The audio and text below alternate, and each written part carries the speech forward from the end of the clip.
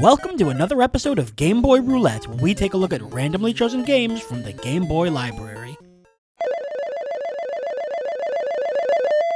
Battletoads in Ragnarok's world. Can't wait to be terrible at this one. The original Battletoads is one of the most well-known franchises from the NES due to its notoriously high difficulty, but for a franchise with a decently high profile, there really haven't been that many Battletoads games. There was the original 2 Game Boy games, an SNES game, a crossover with Double Dragon, an arcade game, a recent remake, and that's it. Well, there was also a Tiger Electronics game, but come on, every franchise got a Tiger Electronics game, but only 8 games in 30 years? I don't know, maybe it's just me, but somehow I thought the series had way more than that.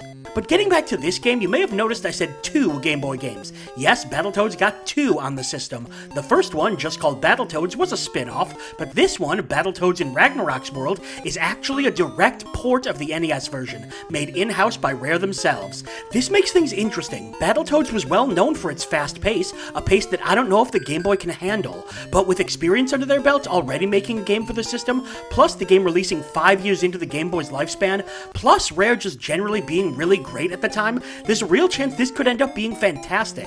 Of course it could fall flat, but hey, that's the Game Boy for you. But let's take a moment to really appreciate this box art. Rash, Pimple, and Zitz, don't ask me which is which, surrounded by enemies. Maybe this is why Battletoads had so much love. It was one of the most cartoonish games of its time. How does this NES classic fare on the Game Boy? Rev up your speeder bikes for Battletoads in Ragnarok's world. Trade West presents a Rare production. Copyright 91, 92, and 93. Wow. Battletoads in Ragnarok's world. Oh, the music rules. Battletoads had such great music, and this is a very good version of it. Let's do this. Keep it moving along the surface, Toad, and watch out for the Psycho Pigs. Psycho. You know they're different because they spell it with a K. Yep, this is looking almost exactly like the original. Yep. Oh god. Oh, we're just right into it. Bonk. Alright, it's B to attack and throw, so I'm guessing A to jump. Yep. It's a little more zoomed in than the original. Just slightly. Oh, right, the weird, really weird stilt creature. Watch how it walks. It just seems very inefficient. Music sounds pretty good. And the graphics are pretty good, too. This actually looks very nice and is animating well, too. So we are already off to a very good start. What I'm not looking forward to is the turbo tunnel, because, look, I'm just going to say it, no way in hell am I getting past the turbo tunnel. That's the thing, I'm not very good at Battletoads. If I recall, at some point up here, there's going to be a giant stilt monster, and it's going to go into, like, a weird first-person view. I should mention this, I've never beaten the original Battletoads. In fact, I've never gotten very far. I am definitely one of the people who's like, yeah, it's too difficult, goodbye. Yep, there it is. Alright, how do I do this again? I've seen this done before, I just don't remember how. There we go. This was super innovative, this sort of first-person boss fight. And it's really cool, it holds up well. Even in Game Boy form. I couldn't help but notice I'm in front of the cursor. Oh, God, hi. Let's get mad, bad and crazy, Toad. Use the turbo cables to oh, God, right, this part. You have to beat up crows. And I know there's a way to turn into, like, a giant weight, but I don't remember it. Yeah, this is very, very well ported. Again, Rare was sort of on fire this time of their existence. Just everything they made was good. Music is also excellent. Battletoads is one of those games that it has a reputation. Not only for being difficult, but it's also just a very good game. Oh, right. There's a thing here. It played well, it animated well. It was genuinely one of the better games on the NES. It's just most people tend to remember the difficulty more than anything else. Oh, right, this part. Down. I don't know. It feels bit easier, he says as he died.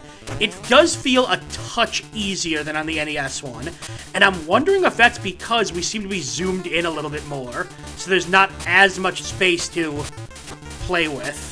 Or if they just in general toned the difficulty down, because that was sort of one thing everyone noticed about the original.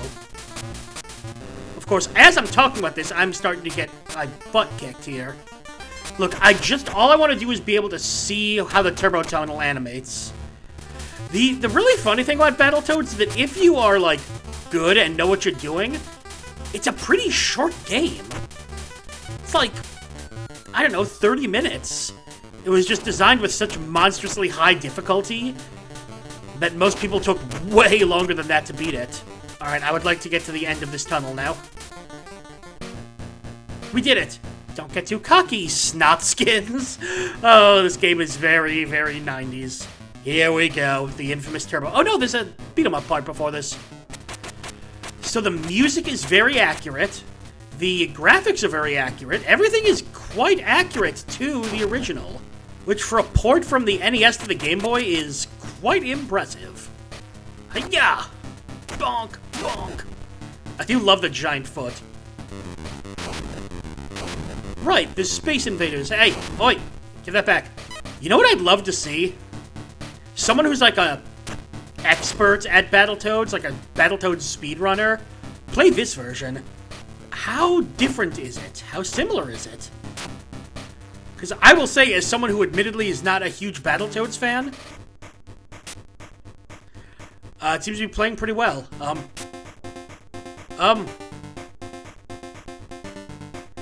Huh. Okay.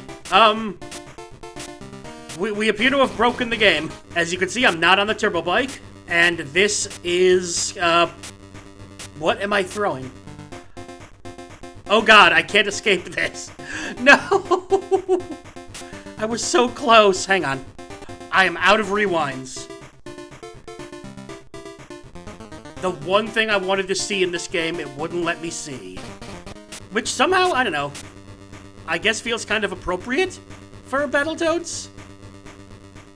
Man, Rare could really do no wrong. Well, except that glitch, I suppose. The Game Boy was chock full of ports from the NES, as with a new system, companies wanted new ways to present their games. And while some went really poorly, I gotta say that Battletoads was one of the best jumps I've seen. Battletoads was well known for fast-paced gameplay and good graphics, and those were replicated with the reduced hardware about as well as you could get. I was having fun revisiting the only few levels in Battletoads I've ever gotten to, rocking out to the music and just enjoying the game. And yes, the game did glitch out, but I can't really hold it that against the game. It's just a problem with old games like this. And I looked into the turbo tunnel and it's just as fast and exciting as the original game. But let's get to something else that was really standing out to me, the difficulty. Battletoads' difficulty is quite infamous, and yet somehow I felt like this version wasn't quite as high difficulty. I was getting through the game a lot quicker and a lot more efficiently than any other time I've played. It's hard to tell if this was a deliberate move by Rare to make the game easier, but I will say having the camera zoomed in helped a lot.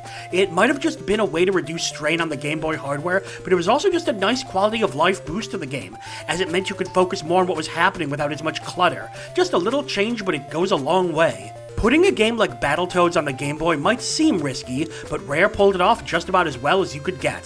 Whether you liked the original Battletoads or are just into creative beat-em-ups, give Battletoads in Ragnarok's world a try.